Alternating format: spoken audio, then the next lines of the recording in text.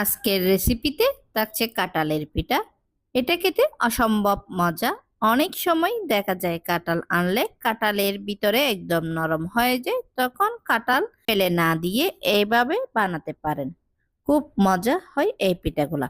সুপ্রিয় দর্শক, আসসালামু আলাইকুম। কেমন আছেন সবাই? আশা করছি যে যেখানে আছেন ভালো আছেন এবং সুস্থ আছেন।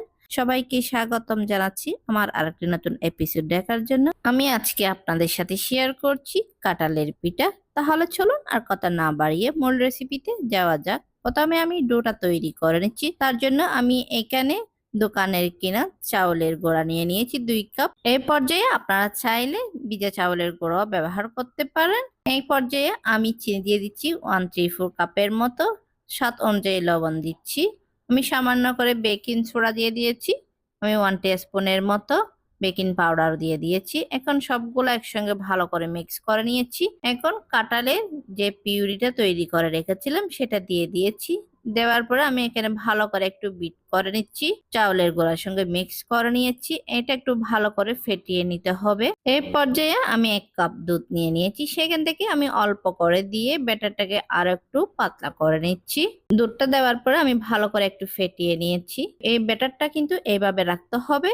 এখন আমি একটা ডিম দিয়ে দিচ্ছি। ডিমটা কিন্তু রুম টেম্পারেচারের হতে হবে। এখন ডিমটা আমি ভালো করে ফেটিয়ে মিক্স করে নিচ্ছি।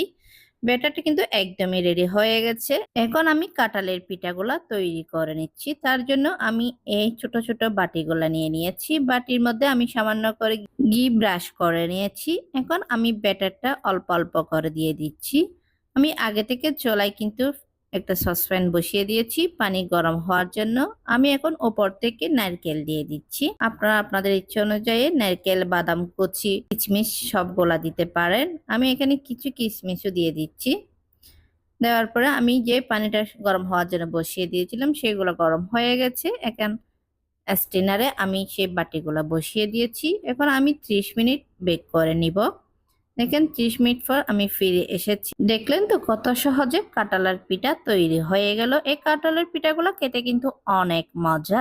আমরা বাসায় কিন্তু কাঁঠাল নরম হলে ফেলে দিই, ফেলে না দিয়ে এভাবে পিঠাগুলো একবার হলো বাসায় তৈরি করে দেখবেন। আশা করছি সবার কাছে ভালো লেগেছে আজকের এই রেসিপিটা। ভালো লাগলে প্লিজ আমার চ্যানেলটা সাবস্ক্রাইব করে পাশে থাকার বেল আইকনটি প্রেস করে রাখবেন, আমাকে সাপোর্ট করবেন। দেখেন কাঁঠালের পিঠাগুলো কত সুন্দর হয়েছে, খুবই কিন্তু স্পঞ্জি হয়েছে। এই কাঁঠালের পিঠাগুলা দেখেন একদম পারফেক্ট হয়েছে, খেতেও কিন্তু অনেক টেস্টি। সকালে বা বিকালে চায়ের সাথে এইভাবে কাঁঠালের পিঠা তৈরি করে বাচ্চাদেরকে সার্ভ করলে বাচ্চারা অনায়াসে খেয়ে নেবে। অনেক সময় কিন্তু বাচ্চারা কাঁঠাল খেতে চায় না। এইভাবে যদি আপনারা কাঁঠালের পিউরি দিয়ে কাঁঠালের পিঠাটা তৈরি করে দেন, বাচ্চারা অনায়াসে খেয়ে নেবে। আশা করছি আজকের এই রেসিপিটা আপনাদের কাছে ভালো লেগেছে। ভালো লেগে থাকলে লাইক, কমেন্ট এবং বেশি বেশি করে শেয়ার করবেন। আর আজকের এই কাঁঠালের পিঠার রেসিপিটা আপনাদের কাছে কেমন লেগেছে অবশ্যই কমেন্ট করে জানাবেন। আর রেসিপিটা যদি আপনাদের কাছে ভালো লেগে থাকে তাহলে প্লিজ আমার চ্যানেলটা সাবস্ক্রাইব করে পাশে থাকার বেল আইকনটি প্রেস করে রাখবেন,